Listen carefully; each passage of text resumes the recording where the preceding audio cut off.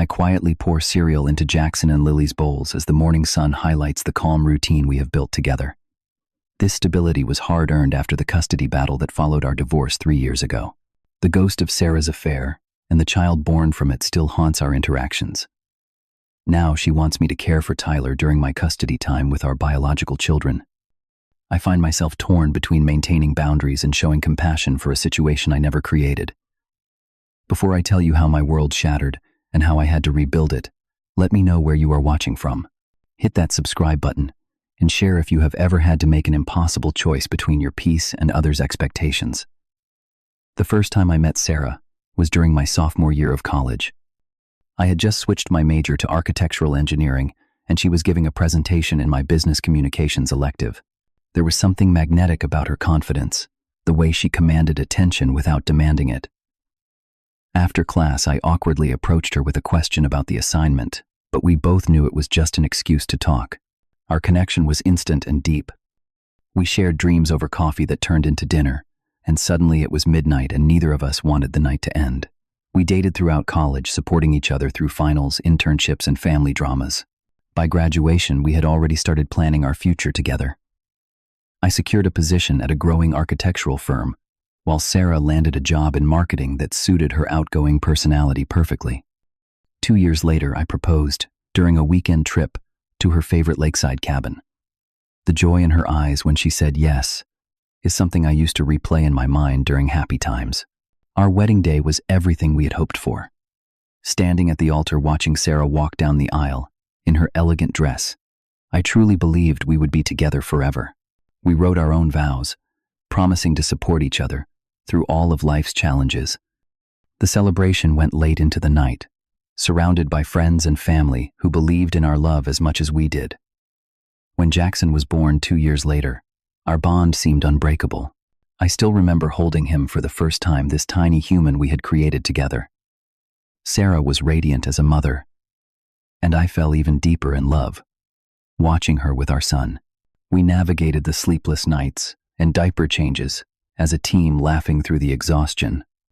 Lily came along 2 years after that, completing our family in ways we could not have imagined. With 2 healthy children, successful careers, and our first home purchase, we appeared to have everything figured out. From the outside, we were the family others aspired to be. I genuinely believed we had beaten the odds of marital statistics. The first crack in our foundation appeared so subtly, I almost missed it. Sarah started staying late at work more frequently. At first it was once a week, then twice. Then it became the norm rather than the exception. When she was home, she was constantly checking her phone, smiling at messages that apparently were not meant for my eyes. I tried to reconnect with her, suggesting date nights or weekend getaways, but there was always a reason why it was not a good time. Work was busy. The children needed her. She was too tired. When I suggested couples counseling after a particularly distant month, she accused me of creating problems where there were none. My concerns grew when Jackson asked why mommy never tucked him in anymore. I started noticing how Sarah criticized my parenting more frequently, finding fault with everything from the lunches I packed to the bedtime stories I chose. It felt like she was building a case against me, though, for what purpose I did not understand yet. The text messages I discovered by accident broke everything open. Sarah had left her phone unlocked while showering, and a notification from someone named Mike popped up, "Miss you already." Yesterday was amazing. My stomach dropped as I scrolled through weeks of intimate exchanges between my wife and her coworker. When I confronted her that evening, Sarah denied everything.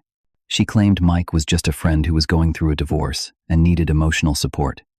She turned it back on me, accusing me of being paranoid and controlling for looking at her phone. I wanted to believe her, but the knot in my stomach would not go away. 2 weeks later, I did something I never thought I would do. I followed Sarah after she left for a supposed late meeting. She drove directly to an apartment complex across town, using her own key to enter a ground floor unit. I waited for 45 minutes before seeing her embrace a man at the door when she left. The kiss they shared confirmed every fear. The second confrontation was different. Faced with irrefutable evidence, Sarah admitted to an 8-month affair with Mike from the marketing department. She cried, apologized, swore it was over, and begged for another chance. For Jackson and Lily, I agreed to try working through it. We started counseling, and for a brief period it seemed like Sarah was genuinely trying to rebuild our trust. Then came the announcement that shattered any hope of reconciliation. 2 months after our supposed new beginning, Sarah told me she was pregnant. I immediately did the math in my head. The timing did not align with our reconciliation period. The look on my face must have said everything, because Sarah immediately became defensive. I insisted on a paternity test, which she reluctantly agreed to after the baby was born. Those months of waiting while watching her body change with another man's child were psychological torture. I moved through life, like a ghost going through the motions for our children, while dying inside. When the test confirmed what I already knew, I moved out of our bedroom and into the guest room. I could barely look at Sarah without feeling physically ill. Telling Jackson and Lily that Mommy and Daddy needed some time apart was one of the hardest conversations of my life. Jackson asked if it was because of something he did. Lily just cried and clung to my leg. I found a small apartment nearby and filed for divorce when Sarah was 5 months pregnant. She seemed genuinely shocked, as if she had expected me to eventually accept her betrayal and raise another man's child as my own. A real man would stand by his family no matter what she told me. As I packed my things, real families are built on trust, I replied, closing the door behind me. The divorce was finalized 1 month before Tyler was born. We agreed to a 50-over-50 custody arrangement for Jackson and Lily, which felt like losing half my life, but was the standard approach in our state. I threw myself into creating a stable, loving environment in my apartment during my time with them, while trying to rebuild some semblance of a life during the empty weeks. I was not present for Tyler's birth, though Sarah texted me from the hospital as if I should have been interested or concerned. Notably absent was Mike, who had apparently transferred to another office in a different state shortly after Sarah announced her pregnancy. The pattern of men avoiding responsibility in Sarah's life was beginning to emerge. The first time Sarah tried to include Tyler in our custody exchange, I refused to take him. "Has not my responsibility," I said firmly but calmly, conscious of Jackson and Lily watching the interaction. Sarah erupted, calling me heartless and cruel, saying the children were siblings and should stay together. I maintained my boundary, which established the central conflict that would define the next few years. Sarah enlisted her parents in the campaign to make me feel guilty. They called repeatedly, saying I was punishing an innocent child for adult mistakes. Several mutual friends sided with her, suggesting I was being unnecessarily rigid and unforgiving. "You need to be the bigger person" became a phrase I grew to despise. Half of our social circle gradually disappeared from my life. Every custody exchange became a battleground. Sarah would arrive with all 3 children, making a show of how difficult it was to separate them. She would tell Jackson and Lily to say goodbye to your brother with pointed emphasis, ensuring they asked me questions later about why Tyler could not come too. The children began returning from their mother's house confused and upset. "Mommy says you do not love Tyler because you are angry at her," Lily told me one night as I tucked her in. "Is Tyler my real brother, Jackson?" asked another time. I tried to answer their questions honestly, but age-appropriately, without disparaging their mother, though she showed no such restraint. Our co-parenting relationship deteriorated further when Sarah began missing child support payments. When confronted, she claimed she could not afford it because she was supporting 3 children on her own. The fact that one of those children was not my legal or biological responsibility seemed irrelevant to her. I documented every missed payment, but chose not to pursue enforcement immediately to avoid escalating conflicts. A promotion at work brought both financial benefits and new challenges. The position required occasional travel, sometimes with little notice. Sarah refused to accommodate any schedule changes regardless of how much advance notice I provided. "I have 3 children to consider." "Not just 2, she would say, though Tyler was never my concern in these negotiations. Jackson started having trouble at school, picking fights with classmates and refusing to complete assignments. His teacher suggested family counseling after he drew a picture of what he called his 2 different families with a large black line dividing the page. Lily became increasingly clingy, during transitions having meltdowns when it was time to go to her mother's house. The situation grew more concerning when the children began mentioning different men staying at their mother's house. "Uncle Rick gave me candy for breakfast," Lily announced after one weekend. The next month, it was Uncle Dave who let them stay up until midnight playing video games. The revolving door of Sarah's relationships created instability that affected the children in obvious ways. Alarming reports from the children continued. Jackson mentioned having to help change Tyler's diaper because Mommy was sleeping and would not wake up. Lily complained about wearing the same clothes for 3 days because Sarah had not done laundry. When I gently questioned Sarah about these issues, she accused me of turning the children against her and coaching them to spy. My attorney advised me to document everything, which I did meticulously. I started a journal recording the children's comments, noting any concerning behaviors, and taking photos of their condition. Upon return from Sarah's custody, I was building a case I hoped I would never need to use, but preparing for the worst. Sarah began drinking more heavily, a fact I learned when I received a call from Jackson's school because she had forgotten to pick him up. When I arrived, Jackson was sitting alone in the office, having been there for over an hour. Mommy did not answer her phone, he said quietly. This is not the first time, the school secretary added when Jackson was out of earshot. The alienation attempts became more direct. Sarah told the children, I had abandoned their family because I was selfish. She suggested I did not really want custody and was only fighting her to avoid paying more support. She planted ideas that I might give them away too if they misbehaved. Jackson repeated these things during a particularly difficult bedtime, his eyes searching my face for reassurance. They were not true. Mike briefly reappeared in the picture, staying at Sarah's house for 2 weeks, before vanishing again. His fleeting presence confused the children further, especially when Sarah introduced him as Tyler's dad. But he showed minimal interest in the child. After he left, Sarah increased her demands for financial support, threatening to take me back to court for more money. The most disturbing revelation came when Jackson confided that Sarah often made him watch Tyler for hours while she had friends over behind closed doors. At 9 years old, he was being parentified, responsible for a toddler while his mother socialized. I consulted my attorney immediately, who suggested we might have grounds for a custody modification if we could prove neglect. Evidence came from an unexpected source. A neighbor from Sarah's subdivision reached out after finding my contact information on a school directory. She had photos of Sarah leaving the house late at night with all 3 children visible through windows, apparently alone. I am concerned about those kids, she said. This has happened multiple times. I spent sleepless nights, weighing my options. Fighting for primary custody would be expensive, emotionally draining, and would further fracture our already broken family dynamic.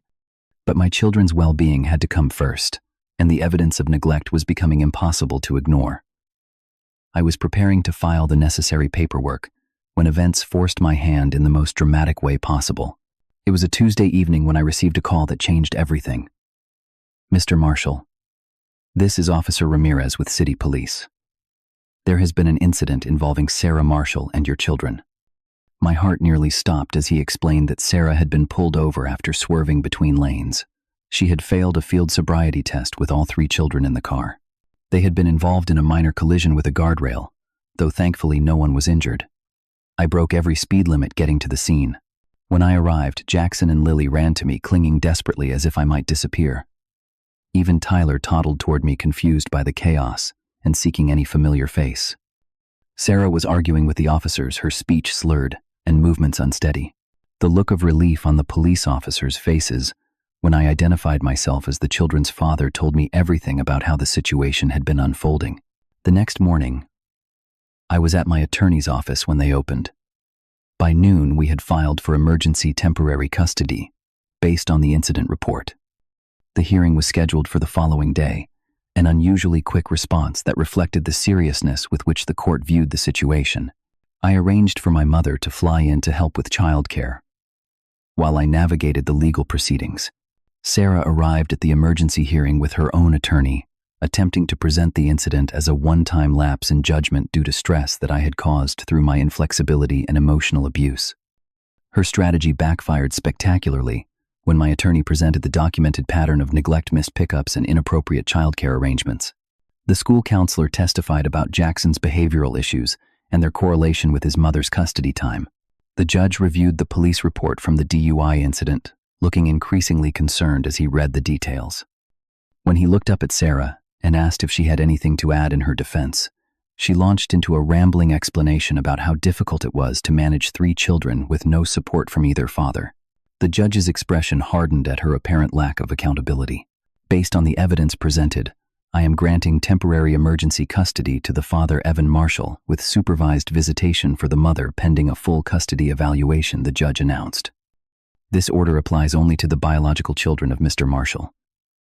Arrangements for the youngest child are not within the scope of this hearing. Sarah's face transformed from confident to shocked as she realized what had happened.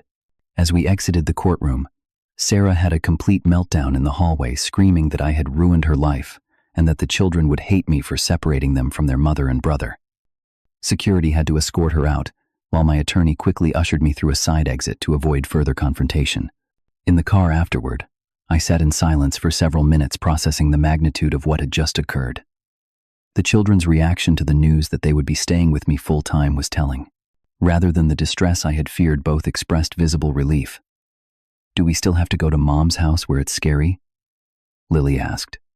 Jackson simply nodded and asked if he could bring more of his things from his mother's house to keep at mine. Their therapist later told me that their quick adjustment to the new arrangement suggested they had been under significant stress in their mother's care. In the weeks that followed, the changes in Jackson and Lily were remarkable. Jackson's teacher reported improvement in his classroom behavior and completion of assignments. Lily stopped having nightmares and began sleeping through the night.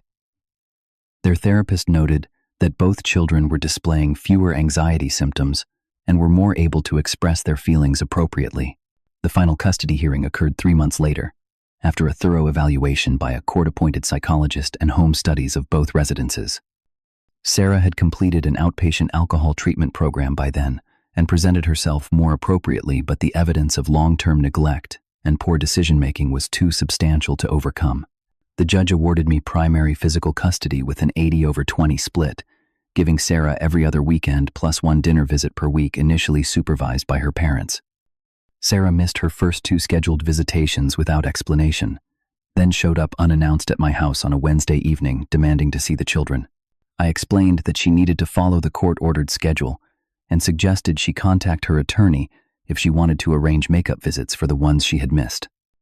She accused me of keeping the children from her and threatened to call the police for interference with custody, apparently forgetting that the order clearly specified her limited visitation terms.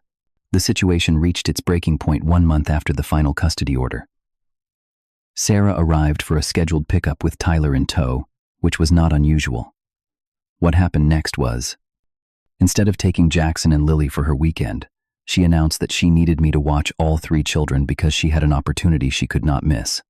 When I refused to take Tyler, she became increasingly agitated. "You have them most of the time now. The least you could do is help with Tyler too," she shouted on my front lawn, drawing attention from neighbors. I remained calm but firm. "I am sorry for your situation, but Tyler is not my responsibility. You need to make appropriate arrangements for him during your parenting time."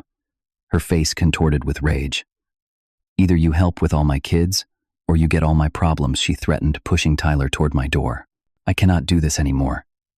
You wanted to be the perfect parent. Fine. You handle it." Before I could respond, she turned to leave.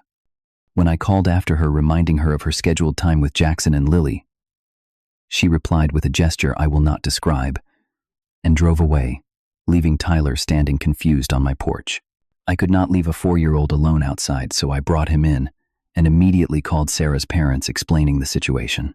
They arrived within the hour to collect their grandson, expressions of embarrassment and apology, evident as they avoided making eye contact with me. Later that evening, I filed for a restraining order based on the incident, which the court granted along with a modification to Sarah's visitation terms. Going forward, all visits would occur at her parents' home under their supervision.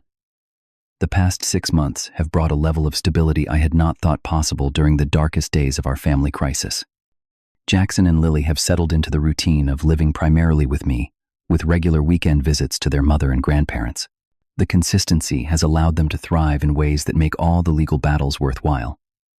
Jackson has moved from a struggling student to one who proudly brings home assignments marked with gold stars. His teacher recently emailed to tell me he had volunteered to help a new student adjust to the class, showing empathy and leadership qualities that had been buried under anxiety before.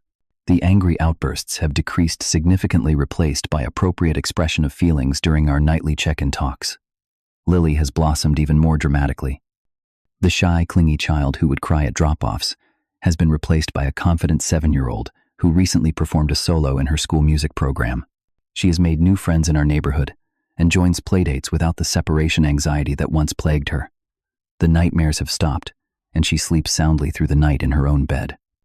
Our therapy sessions, once focused on processing trauma and confusion, now center around building resilience and understanding healthy family dynamics. Both children still have questions about the complicated relationships in their lives, particularly regarding Tyler. I have maintained a consistent message. Tyler is their half-brother.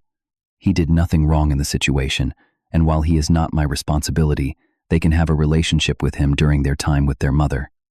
Throughout this journey, I have been careful to never speak negatively about Sarah in front of the children.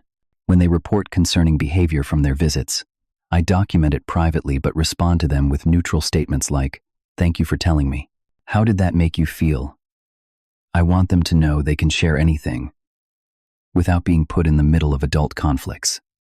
Sarah completed her court-ordered rehabilitation program and has maintained sobriety for 4 months, according to her parents. Her supervised visits have become more consistent and less dramatic, though she occasionally makes passive-aggressive comments that the children later repeat. The court-appointed supervisor has addressed these incidents, and they have decreased over time. Financial stability has been another hard-won victory. The legal costs of the custody battle nearly depleted my savings, but the certainty of our current arrangement has been worth every penny. I have arranged my work schedule to minimize childcare needs, and my employer has been surprisingly accommodating after learning about our situation. Child support payments have been restructured to reflect the new custody division, though collection remains inconsistent. My support system has been crucial during this rebuilding phase. My parents visit regularly from out of state, providing both practical help and the loving grandparent relationship the children need.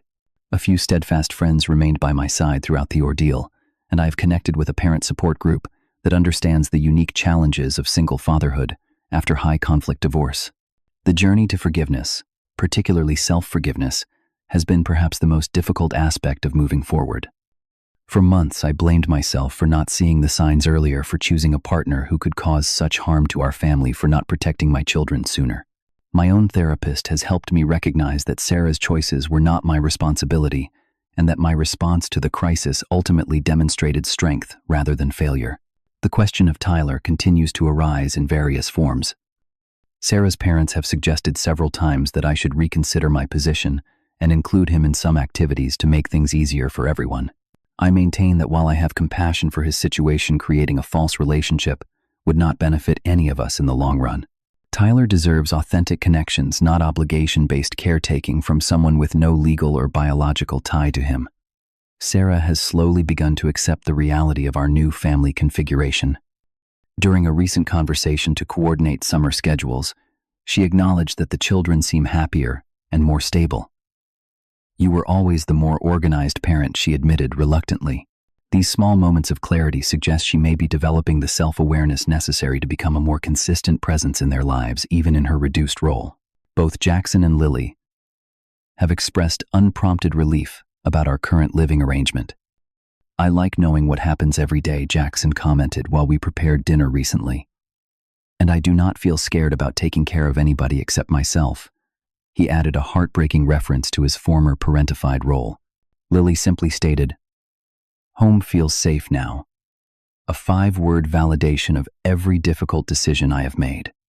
This experience has taught me that the hardest boundaries to set are often the most necessary ones. Having compassion does not mean taking responsibility for situations others have created. I cannot fix Sarah's life or parent a child that is not mine. But I can provide unwavering stability and love for the children who depend on me. I also learned that children are incredibly resilient when given consistent support and honest age-appropriate information. By focusing on their emotional security rather than my own hurt and anger, I help them navigate a situation no child should face. They understand now that adults make mistakes, but also that healthy love includes both compassion and appropriate boundaries. Moving forward, I remain committed to fostering an environment where Jackson and Lily can develop into emotionally healthy adults, despite their complicated family history. I will continue encouraging appropriate relationships with their mother, half-brother, and extended family, while maintaining the boundaries necessary for our well-being. I hope that in time Sarah will become the mother they deserve during her parenting time. The hardest lessons teach us who we truly are, and sometimes the most loving choice is not the one others expect from us. I wonder what choices you would have made in my shoes. If this story resonated with you, please hit that like button and subscribe to hear more journeys of resilience and rebuilding. Share with someone facing impossible family choices who might need to know they are not alone. Drop a comment below, sharing how you have maintained boundaries while showing compassion in your own life. Thank you for listening to my story, and remember that healing is not always about forgiveness. Sometimes it is about finding peace in the midst of circumstances we never chose.